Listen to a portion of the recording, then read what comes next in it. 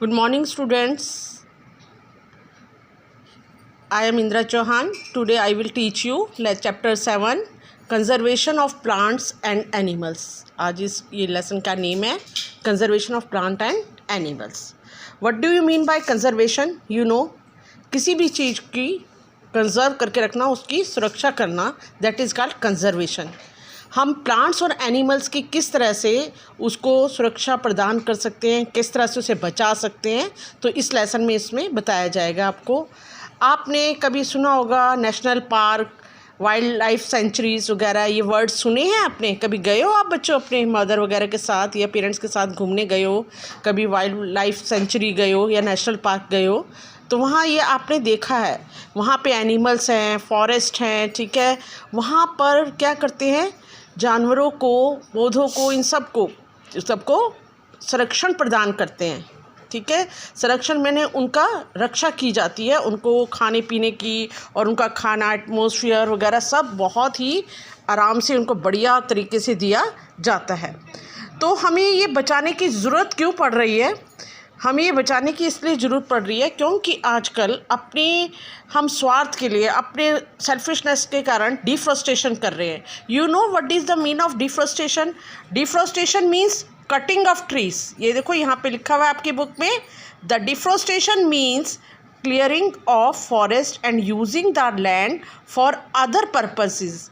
हम दूसरे कामों के लिए पेड़ों को काट के उसका उपयोग करते हैं, ठीक है. आजकल कितनी फैक्ट्रीज़ बन रही हैं, कॉलोनीज़ बन रही हैं, ये सब इन पर्पस के कारण हम डिफॉरेस्टेशन करते हैं. और इस डिफॉरेस्टेशन के बहुत सारे दुष्परिणाम, कॉन्सिक्वेंसेस क्या होते हैं इस डिफॉरेस्टेशन के, बहुत ज़्यादा इसके दुष्परिणाम या गंदे परिणाम पड़ते हैं. क्या होता है, पॉल्यूशन बढ़ता है, पॉल्यूशन बढ़ेगा, ठीक है, टेम्परेचर बढ़ेगा, पॉल्यूशन बढ़ेगा. और क्या होगा, कार्बन डाइऑक्साइड का जब लेवल बढ़ जाएगा, क्योंकि कार्बन डाइऑक्साइड ऑब्जर्व करते हैं प्लांट्स, वो ऑब्जर्व करने वाले जब प्लांट्स नहीं होंगे तो क्या होगा, एटमॉस्फेयर में CO2 की मात्रा क्या हो जाएगी बेटा, बढ़ जाएगी. तो CO2 की मात्रा बढ़ने से क्या हो जाएगा, ग्लोबल वार्मिंग हो जाएगा, ठीक है. तो क्या हो जाएगा, देखो यहाँ पे लिखा हुआ है, amount of in the atmosphere CO2 increase, this will lead to global warming.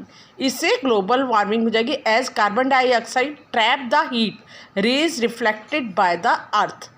CO2 क्या कर देती है, जो सन की रेज से हीट आती है उसको ट्रैप कर देती है, उसके ऊपर बिछ जाती है, उस हीट को वापस एटमॉस्फेयर में जाने नहीं देती. इससे ग्लोबल वार्मिंग हो जाती है. और जैसे ग्लोबल वार्मिंग होगी, the increase in temperature on the earth disturb the water cycle and may reduce rainfall.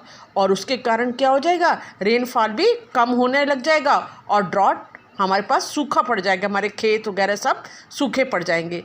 तो इतना डिफॉरेस्टेशन का हमारा, इनके कितने बैड हमारे इसके इफ़ेक्ट हैं आप ये देख रहे हो. अच्छा, अब दूसरा है, deforestation is a major cause which lead to the life change in the soil property.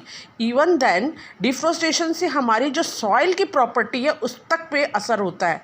जैसे कि पेड़ काटते हैं तो हमारी सॉइल भी इससे प्रभावित होती है. क्या होती है, soil get affected by plantation and vegetation.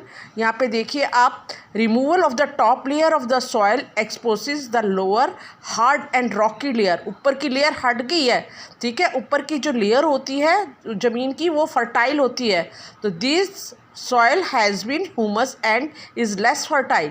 और ह्यूमस ऊपर का चला गया है और सॉइल अब क्या बन गई है, लेस फर्टाइल बन गई. इसको बोलते हैं डेजर्टिफिकेशन, ठीक है. Gradually the soil fertile land get converted into desert.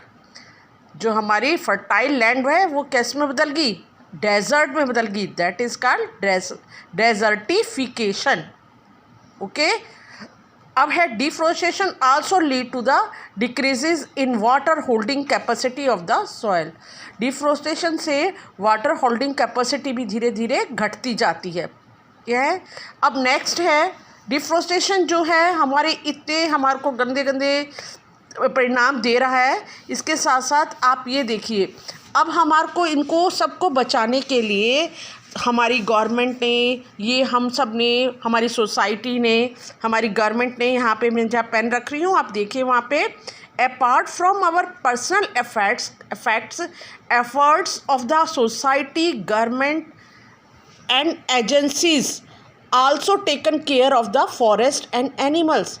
हमारी गवर्नमेंट भी, हमारी सोसाइटी भी इन एनिमल्स और इन फॉरेस्ट की अपनी तरफ से एफर्ट्स कर रही है इनकी रक्षा करने के लिए, लेकिन हम लोगों ने कुछ वाइल्ड सेंचुरीज़ इसको प्रोटेक्ट करने के लिए क्या बनाए हैं, wild sanctuaries, national parks, biosphere reservoir, ठीक है, ये सब बने हैं किसके लिए, to conserve the plants and animals. Today enough for that. Okay, bye. अगले उस लेक्चर में मिलेंगे.